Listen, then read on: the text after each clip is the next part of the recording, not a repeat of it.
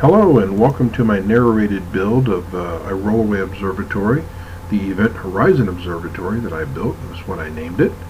So I started out with a pier site where I was going to put my pier facing due north in my backyard. And this is facing east. I do have some obstruction with trees, but at about 25 degrees and up, it's pretty good. This is to the southeast. This, by the way, is in the Dallas-Fort Worth area. So this is facing due south, and I can clearly see Forma above those trees. So that worked out pretty nice in the southern sky. And to the southwest, bit of obstruction, but again, nothing that really held me up a lot. To the west was a little different story. Of course, the house is there, but what do you do? But that's a bit of the western sky I still could see.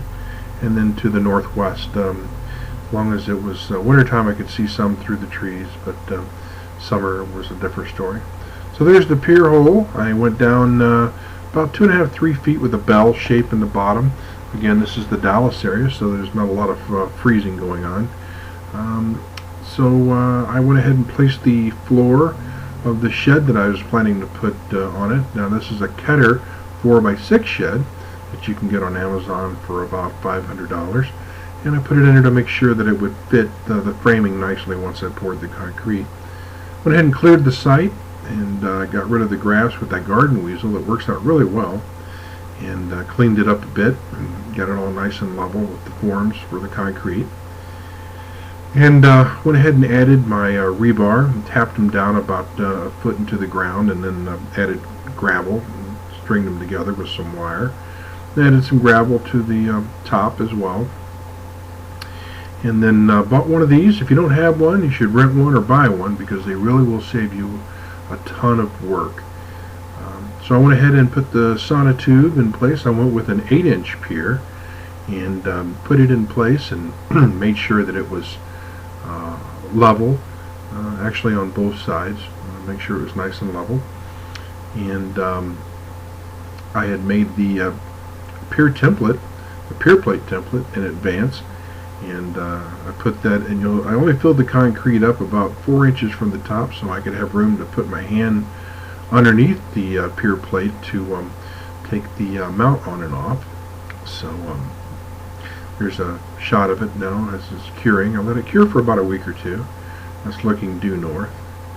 And there's the template that I made, and that's holding those bolts in place until everything cures. So once it all cured, then I went ahead and started with my adding some electric to the pier and dug a trench to my pool pump area. And I got really lucky and had one spot open in the box. So I added a 20 amp circuit with 12 gauge wire, and added a separate switch for the observatory. Just like to the right there, I have switches for the pool lights. I wanted to have a separate switch, so there it is installed. And then the electricity then ran to the front of the pier, so as I rolled it back and forth, I wouldn't have any obstructions or it hitting any of the electrical lines. So there's the poured rear. The central part of that I had some plans for to automate back and forth possibly, but I never got around to putting that in, but that's why I did not pour the center. And so there it is again, looking due north with the electric in place. And I put in some rebar and some wire mesh to get ready for the pour. There's the front poured and screeded and smoothed down to join nicely with the aggregate, and then there's the center part completely poured. And that's the finished product there. So I just let that cure for about 2 weeks, I believe, before I even tried to step on it. So then 2 weeks later, I got lucky, bought these machine skates. I'm going to build the decking. These machine skates hold about 4,500 pounds apiece. I got lucky, got them on sale at Northern Tool.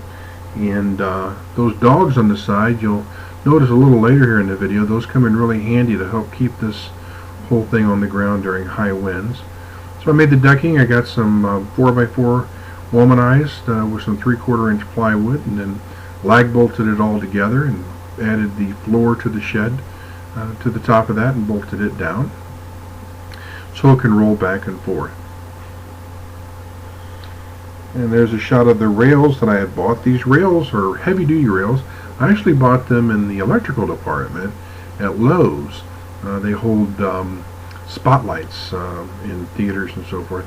You see how the dogs then can fit in that C-channel and ride through. And once that C-channel is bolted down and anchored to the concrete, it will slide back and forth and keep the entire structure from lifting in high winds. So there's the shed construction. It only took about 2.5 hours or so. Did it mostly myself. My wife did help with part of the roof and the window. It was a little tricky. You have to have somebody inside and somebody on the outside, but it wasn't anything too tough. So that got put together. There it is, all shown, put together. And I'm ready to then attach the C-channel now. I did cut out a piece of the floor and made sure that it fit as tightly as I could to the pier. So there's the C-channel. I went ahead and put that in and anchored it with some concrete anchors to the concrete.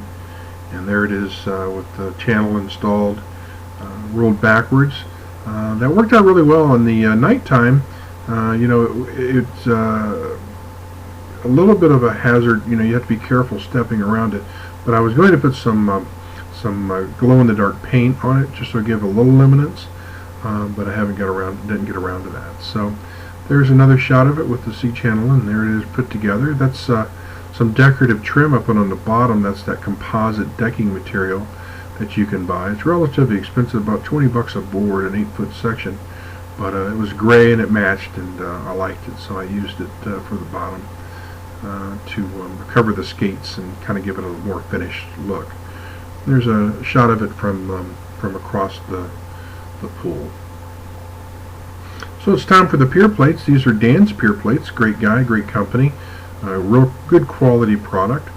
And I bought that. Bought a little tabletop, as you see there, from Lowe's, a little $10, $11 top, just to put my eyepieces on, and leveled it all out on the pier plate. Made sure it was nice and level and pointed in the correct direction. So when I added the mount, I'm headed north.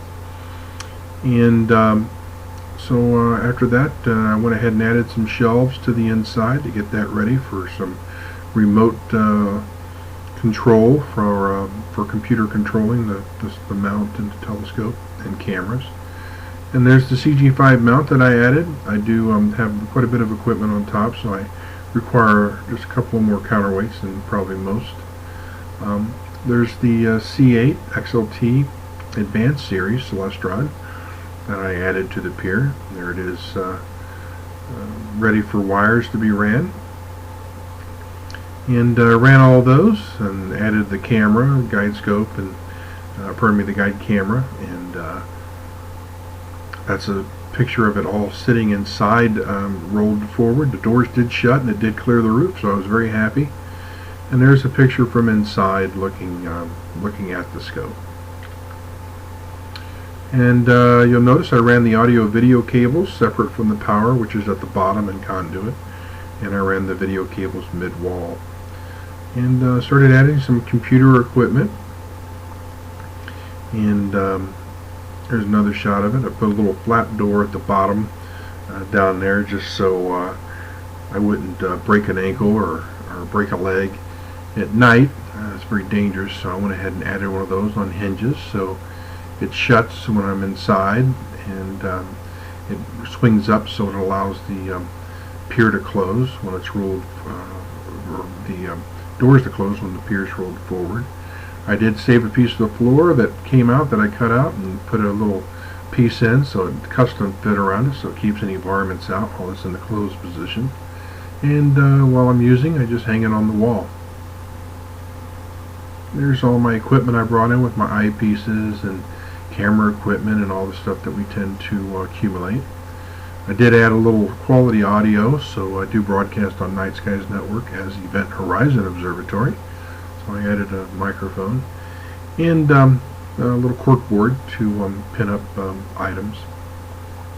These are the USB to serial ports. I made sure that I had the lights facing me where I could see them. So if I had any transmission problems, I could see that. And then a little light switch, so I could turn it on and off as I walk in and out.